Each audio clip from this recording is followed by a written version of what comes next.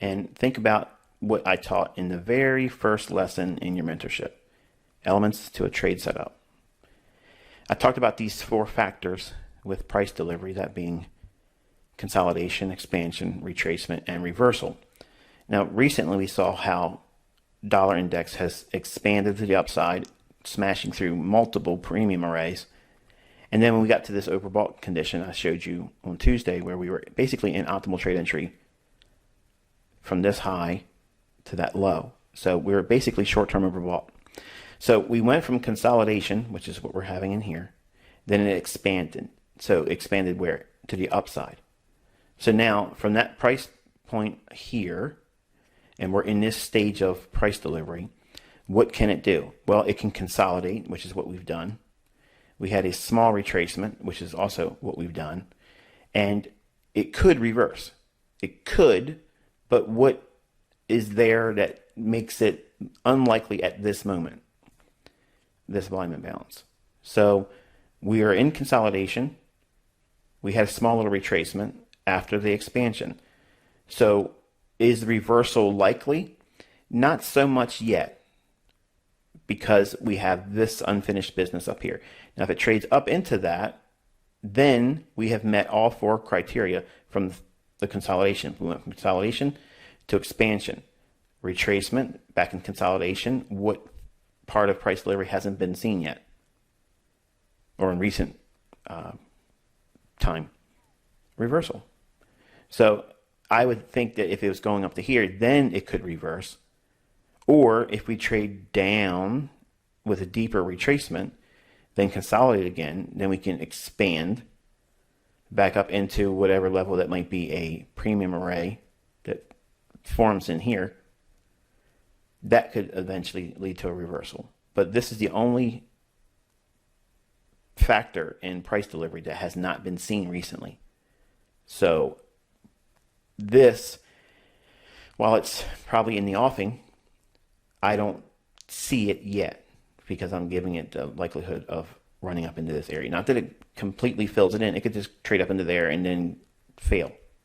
Or it can run right through this and then come back down and find some support and continue higher.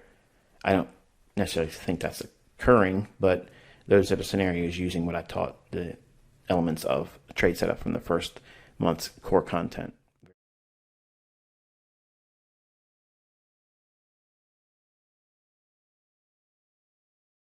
Where we talk about IPDA data ranges.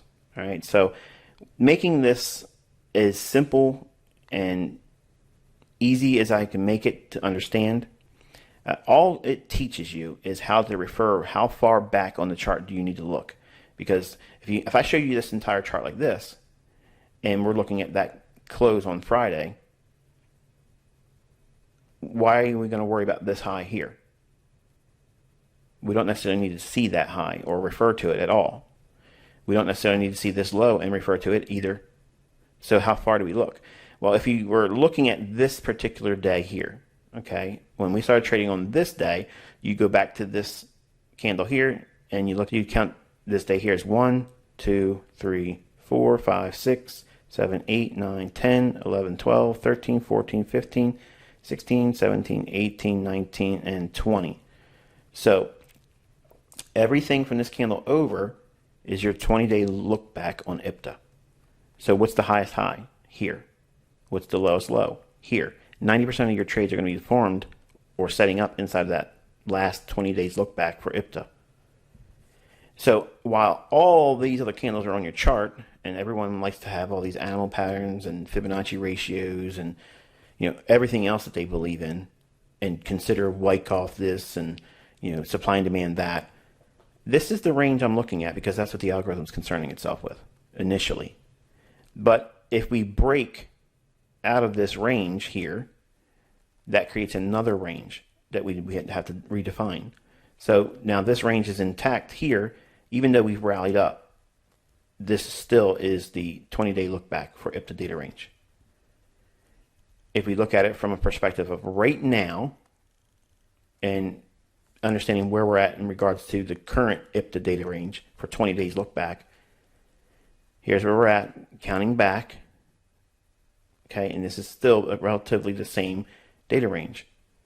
So how I'm doing my analysis with this information is inside of this range high and this range low, where are my premium arrays? Because we are oversold relative to that range. It can reach up into this imbalance and rebalance. It can go up into here and rebalance. It can come back up to the order block. It can come up to the mitigation block or the actual order block here. It can trade all the way back up to that. And then what you do is you go through those 4 signatures of price delivery, the consolidation, expansion, retracement, reversal, and you look how all these potential areas could act as draws on liquidity or potential future setups. And in short, basically what I'm saying is this allows you to focus all your attention right here and disregarding all these candles over here, because it's easy to get inundated with all these candlesticks and feel lost in the trees, where the 20-day look back, since that's the initial stage of analysis that the algorithm will reach back through and find PD arrays relative to that time frame. It doesn't make a difference what patterns you might see over here or what trend lines or whatever else that you may subscribe to or used to subscribe to, I should say. This is the only context that you need for the current range relative to the 20-day look back. And then obviously you can do a 40-day look back, which gives you more range for a more intermediate term price setup. And then you have the 60-day look back, which is basically framing quarterly moves.